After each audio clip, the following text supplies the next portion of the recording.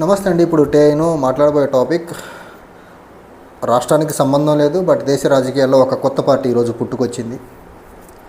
మొన్నటి వరకు ఎన్నికల స్ట్రాటజిస్ట్గా ఉన్నటువంటి ప్రశాంత్ కిషోర్ బీహార్లో గత రెండు సంవత్సరాలుగా జన్ సూరజ్ అని ఒక యాత్ర స్టార్ట్ చేసి బీహార్ మొత్తం కలియ తిరిగారు.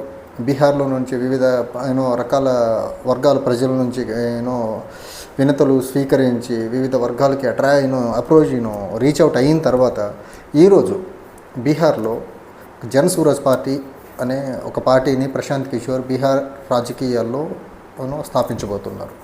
ఈ క్రమంలో ఆ పార్టీ యొక్క రాజకీయ జర్నీ ఎలా ఉంటుంది, బీహార్ లాంటి కాంప్లికేటెడ్ కాస్ట్ ఈక్వేషన్స్ ఉన్న రాష్ట్రంలో, దానికి తోడు గత 25-30 సంవత్సరాలుగా బీహార్లో ఒక అగ్రవర్ణానికి సంబంధించిన నాయకుడు కూడా ముఖ్యమంత్రి కాని రాష్ట్రము. తర్వాత బీహార్లో ఇప్పటికీ ఉత్తరాదిలో రకరకాల రాష్ట్రాల్లో రకరకాల సందర్భాల్లో అధికారంలోకి వచ్చిన బీజేపీ ఈ రోజుకి బీహార్లో తనగా అధికారం చేపట్టని పార్టీ బీజేపీ.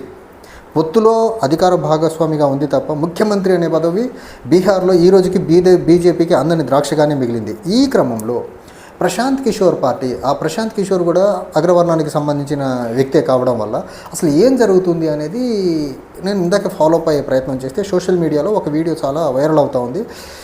5 లక్షల మందితో సభ పెట్టాలని ప్రారంభిస్తే పట్టుమని 5,000 మంది కూడా లేరు అనేసి ఒక వీడియో సోషల్ మీడియాలో బాగా వైరల్ అవుతుంది. సో ఈ క్రమంలో నేను ఢిల్లీలో సివిల్స్ ప్రిపేర్ అవుతున్న క్రమంలో నా నైబర్ ధర్మేంద్ర అని ఒక అతను ఉన్నాడు. అతను వచ్చేసి జన్ సూరజ్ పార్టీలో గత 2 సంవత్సరాల నుంచి పనిచేస్తూ ఉన్నారు అతను. సో ఇమీడియట్గా స్క్రీన్ షాట్ తీసి తను అడిగాను, ఏంటి ఇది రియాలిటీనా, ఇందులో నిజం ఉందా అని అడిగితే, నో ఇది ఫేక్, అసలు సభ స్టార్ట్ అవ్వకముందు ప్రిపరేషన్ జరుగుతున్నప్పుడు వీడియోలు తీసి పెట్టారు, ఇది వాస్తవం కాదు అన్నారు. సరే ప్రిపరేషన్స్ ఎలా ఉన్నాయంటే బాగున్నాయి అన్నారు. దెన్ ఎలా రెస్పాన్స్ ఎలా ఉంది, పబ్లిక్ వస్తున్నారా మీటింగ్ అంటే, ఇప్పటికే 1,50,000 మంది పైగా వచ్చేసారు. సో 5 lakhs ఎక్స్పెక్ట్ చేసాం, అట్లీస్ట్ 3 lakhs పీపుల్ అయితే వస్తారు సభకు అనేసి చెప్తున్నాడు నా ఫ్రెండ్. అండ్ ఇంకొకటి తను చెప్పింది ఏంటంటే, జన్ సూరజ్ పార్టీకి యాజ్ ఆఫ్ నౌ బీహార్లో 1,50,000 మంది యాక్టివ్ మెంబర్స్ సభ్యత్వాలు తీసుకొని ఉన్నారట బీహార్లో. సో ఒక పార్టీకి 1,50,000 మంది యాక్టివ్ మెంబర్స్ అంటే అది చిన్న విషయం అయితే కాదు. మనం చూసుకున్నట్లయితే 2019లో ఆంధ్రప్రదేశ్ అసెంబ్లీ ఎన్నికలు అయిన తర్వాత జనసేన పార్టీకి 2020లో యాక్టివ్ మెంబర్స్ 1,00,000 పైసలకు 1,00,000-2 లక్షల మధ్యలో, if I'm not wrong, close to below 2 lakhs ఉండేవాళ్ళు. సో ఆ రోజు ఆ పార్టీ పరిస్థితి అది ఈరోజు అధికారంలో భాగస్వామిగా ఉంది పొత్తులో. సో ఇలానే ఇప్పుడు ప్రశాంత్ కిషోర్ రకరకాల రాష్ట్రాల్లో రకరకాల పొలిటికల్ పార్టీస్తో పనిచేసి ఆ పార్టీని అధికారంలో తీసుకొచ్చేదానికి తన వ్యూహాలు ఎంతో కొంత హెల్ప్ అయినాయి. I cannot say 100% Prashant Kishor వ్యూహాలతోనే పవర్లోకి వచ్చారని చెప్పను, కానీ ఎంతో కొంత ఆ స్ట్రాటజీస్ ఎంతో కొంత హెల్ప్ అవుతుంది. రకరకాల వ్యక్తులకి ఈ రకంగా ఎలక్షన్ స్ట్రాటజీస్లో హెల్ప్ అయిన ప్రశాంత్ కిషోర్ తన పార్టీని ఎలా ముందుకు తీసుకెళ్తాడు అనేది నాకు కొంచెం క్యూరియాసిటీ ఉంది ఫస్ట్ నుంచి. సో నా ఫ్రెండ్తో నేను అనుక్షణం ఈ అంశం మీద మాట్లాడుతూ ఉంటే, ఎస్, గ్రౌండ్లో పర్టికులర్లీ పబ్లిక్ని రీచ్ అయ్యే దాంట్లో సాలిడ్గా ప్రశాంత్ కిషోర్ పార్టీ తరఫున పనిచేసే వాలంటీర్ టీం ఏదైతే ఉందో వాళ్ళు టచ్ చేయని విలేజ్ లేదు బీహార్లో. అండ్ వాళ్ళను ఎవరైతే పొటెన్షియల్ క్యాండిడేట్స్ ఈ విలేజ్ నుంచి అనిపిస్తారో వాళ్ళ కాంటాక్ట్ నెంబరు, వాళ్ళ నేమ్ తీసుకొని డైరెక్ట్గా ప్రశాంత్ కిషోర్తో మీటింగ్ పెట్టిస్తున్నారు. ఈ రకంగా ప్రశాంత్ కిషోర్ అనే వ్యక్తి డైరెక్ట్గా పబ్లిక్తో కాంటాక్ట్ పెట్టుకొని వెళ్తూ ఉన్నాడు. ఈ క్రమంలో ఎంత పబ్లిక్తో కాంటాక్ట్ పెట్టుకుని వెళ్ళినా నితీష్ కుమార్ అనే ఒక వృద్ధుడు ఉన్నాడు అక్కడ రాజకీయాల్లో. తనకు ఎలాగన్నా ముఖ్యమంత్రి పదవి నన్ను దాటి అవతలకి వెళ్ళొద్దని పన్నాగాలు పన్ని ముఖ్యమంత్రి పదవిని గత 20 సంవత్సరాలుగా ఆల్మోస్ట్ 20 సంవత్సరాలుగా తన దగ్గర ఉంచుకున్న వ్యక్తి. ఎన్ని కూటమి ప్రభుత్వాలు వచ్చినా అక్కడ, అది కాంగ్రెస్ ఆర్జేడీతో కలిసిన కూటమి వచ్చిన, బీజేపీకి సంబంధించిన కూటమి అక్కడికి వచ్చిన, ముఖ్యమంత్రి మాత్రం నితీష్ కుమారే ఉంటున్నాడు. అంతకుముందు కూడా ఇంకో ఓబీసీ నేత, prominent leader from Bihar and దేశ రాజకీయాల్లో సుపరిచితులు అని పేరు లాలూ ప్రసాద్ అక్కడ ముఖ్యమంత్రిగా ఉన్నారు. సో ఇద్దరు ఓబీసీకి సంబంధించిన నేతలే. తర్వాత ముస్లిం సమాజం యొక్క ప్రభావం చాలా ఎక్కువగా ఉన్న రాష్ట్రం అది. ముస్లిమ్స్ ఆల్మోస్ట్ మెజారిటీ ముస్లిమ్స్ ఆర్జేడీకి ఫేవర్గా ఉంటారు అక్కడ. ఇదే కాకుండా అక్కడ ఇంకొక ప్రధానమైన అంశం దళితులు కూడా అక్కడ చాలా కీలక భూమికి పోషిస్తారు బీహార్ ఎన్నికల్లో. ఇలాంటి క్రమంలో జన్ సూరజ్ పార్టీకి సాధ్యాసాధ్యాలు ఎలా ఉన్నాయి అని చూస్తే ఇప్పటికిప్పుడు కాదు, ప్రశాంత్ కిషోర్ తనకు తనగానే టూ మెనీ మీటింగ్స్లో అని చెప్పింది, నేను ఒక 10 years ప్లాన్ వేసుకొని ముందుకెళ్తున్నా.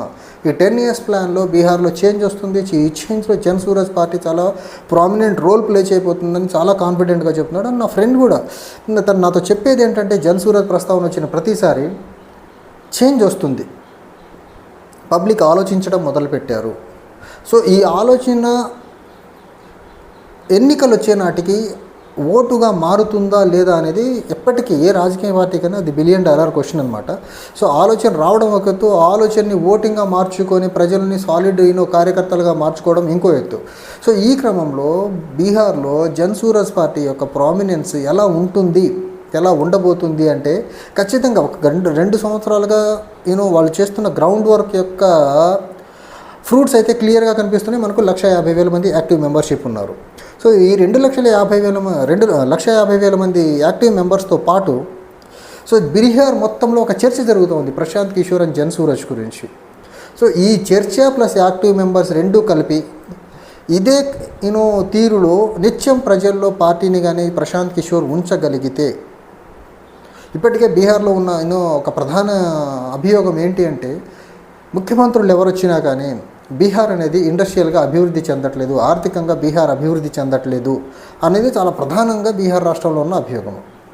సో దీన్ని ఓవర్కమ్ చేయాలంటే కొత్త తరహా పాలిటిక్స్కి ఏమన్నా అవకాశం ఇవ్వాలా అని జనాలు కానీ ఒకసారి ఆలోచించగలిగితే డెఫినెట్గా జన్సూరజ్ లాంటి పార్టీకి ఆ అవకాశం చాలా ఎక్కువ ఉంది. కానీ అంత ఈజీనా అంటే, రీసెంట్గా బీహార్లో జరుగుతున్న పొలిటికల్ డెవలప్మెంట్స్ చూసుకుంటే, ప్రశాంత్ కిషోర్ నితీష్ కుమార్ని ఎంత టార్గెట్ చేస్తున్నారో ఈక్వల్లీ ఆర్జేడీకి సంబంధించిన తేజస్వి యాదవ్ని కూడా అంతే టార్గెట్ చేస్తున్నాడు. తేజస్వి యాదవ్ని ఎందుకు టార్గెట్ చేస్తున్నాడు అంటే, తేజస్వి యాదవ్ ఏమాత్రం తగ్గకుండా తను ఫ్యూచర్లో నాకు థ్రెట్ అనుకుంటున్నాడో, లేకపోతే నాకు రావాల్సిన సీఎం సీట్లో వీళ్ళకి జన్సూరజ్ పార్టీకి ఏమైనా వస్తుంది అనుకుంటున్నారో, లేకపోతే ఓట్లు స్ప్లిట్ అయి నాకేమైనా ఇబ్బంది అవుతుందని ఆర్జేడీకి సంబంధించిన తేజస్వి యాదవ్ ఫీల్ అవుతున్నాడో తెలియదు. కానీ తేజస్వి యాదవ్ చాలా ఆల్మోస్ట్ తేజస్వి యాదవ్ వాళ్ళ సిస్టర్ మీసా భారతి వీళ్ళందరూ కలిసి ప్రశాంత్ కిషోర్ మీద, జన్సూరజ్ మీద చాలా ఫ్రంటల్ అటాక్ చేస్తున్నారు.